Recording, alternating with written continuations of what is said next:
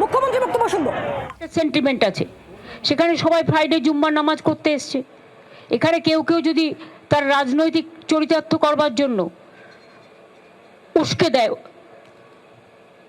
সংখ্যালঘুদের ক্ষোভটা স্বাভাবিক, আমিও ওর জন্য ক্ষুব্ধ। তাদের একতরফা বাদ দিতে পারেন না, যেটা দিয়েছে আদিবাসীদের দিয়েছে, মতুয়াদের দিয়েছে, রাজবংশীদের দিয়েছে, বাঙালিদের দিয়েছে, এখানে বাংলা ভাষী ছাড়াও নন বেঙ্গলিও যারা আছে তাদেরও দিয়েছে। সুতরাং প্রতিদিন চেঞ্জ করে করে হোয়াটসঅ্যাপে আর ডিরেকশন দিয়ে প্রতিদিন এই 2 মাসে 200 বার নোটিশ এসছে। বিএলওরা প্রেশারে পাগল হয়ে যাচ্ছে। ইতিমধ্যে 100 জনের মতো লোক মারা গেছে। এটা আপনাদের বুঝতে হবে কি সাংঘাতিক সিচুয়েশন। এরা ইচ্ছা করে বাংলায় দাঙ্গা লাগানোর চেষ্টা করছে, বিজেপির প্ল্যান এটা। নিজেরা ভোটে পারবে না তাই ঘোট পাকাচ্ছে, করছে লুট, বলছে ঝুট। আমি সংখ্যালঘুদের এটাই বলবো, পরিযায়ী শ্রমিকদের উপর যে অত্যাচার হচ্ছে আমরা অলরেডি টেক আপ করেছি এবং আমরা কেসও করেছি, আমরা পরিবারগুলোকে সাহায্যও করছি।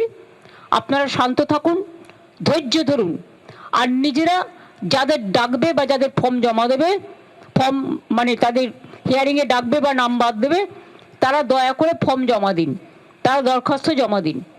বাদ বাকি কোর্টে কেসও আছে, কোর্টের উপর ভরসা রাখুন, আশা করি মানুষ বিচার পাবেন। কোনো স্টেটে হচ্ছে না এগুলো, একমাত্র বাংলায় এই সবগুলো। কেন? অন্য স্টেটের বেলায় সব কিছু অ্যালাউড, বাংলার বেলায় কিছুই অ্যালাউ নয়।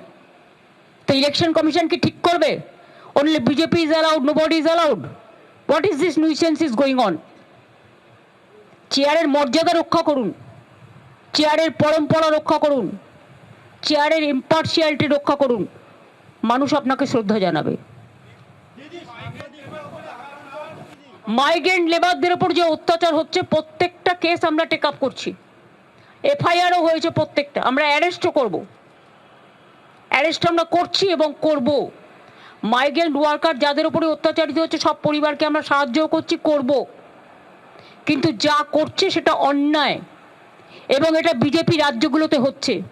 তাহলে বিজেপি বাংলায় কি করে বলে যে আমাদের ভোট দিন, যেখানে অন্য রাজ্যে বিজেপি আছে, বাংলা বললেই তার উপর অত্যাচার করা হচ্ছে, সেখানে তারা কি করে আশা করে যে বাংলার মানুষ ওদের পাশে থাকবে? নির্লজ্জের দল একটা। এবার আমায় যেতে দাও। আরে ভাই, আমি তো বলছি, আমি তো এটাকে সাপোর্ট করছি না, কিন্তু মবের মধ্যে ঢুকতে বারণ করো, কারণ তুমি তো জানো এটা আমারও হাতে নেই, আমি তো করাইনি ঘটনাটা। জুম্মাবারে এমনিতেই ওরা জমায়েত হয়, প্রোগ্রাম করে, মন্দিরে যখন লক্ষ লক্ষ মানুষ যায়, ভোলে বাবা পার লাগায় যায়, দুর্গা পুজোয় যায়, আমি কি তাদের আটকাতে পারি? এটা তাদের স্বতঃস্ফূর্ত। কিন্তু স্বতঃস্ফূর্ততা থেকে দেখো ক্ষোভটা স্বাভাবিক, যেহেতু হাজার হাজার লোককে নোটিশ পাঠাচ্ছে, পরিযায়ী শ্রমিকদের উপর অত্যাচার হচ্ছে, যুক্ত হয়ে যাচ্ছে, বিজেপি এই দাঙ্গাগুলো লাগাচ্ছে এবং এর পেছনে গভর্নমেন্ট অফ ইন্ডিয়ার এজেন্সি আছে। আমি এটাকে নিন্দা করি, তীব্র নিন্দা করি, এবং আমি সংখ্যালঘু ভাই বোনদের কাছেও আবেদন করব, যারা করছেন শান্তিপূর্ণভাবে আমাদের উপর ভরসা রাখুন। আমরা তো আপনাদের সাথে আছি, সর্বধর্ম সমন্বয়ের সাথে আছি, সব মানুষের সাথে আছি। কোনো সাংবাদিকদেরও গায়ে কেউ হাত দেবেন না, সবার কাছে অনুরোধ থাকবে। 2-1 জন খুব বেশি আমি ইউটিউবে দেখেছি, যেগুলো নিজেদের জীবন কেটেছে সিবিআইয়ে, ইডিতে, কারো কারো শুষ্ক মরুভূমি, আমাকেই ছাড়াতে হয়েছে। বুঝুন অদৃষ্টের কি সুন্দর পরিহাস। তারা বলে বেড়াচ্ছে মমতা ব্যানার্জিকে 10 বছর জেলে পাঠাবে, ফাঁসিয়ে দিল।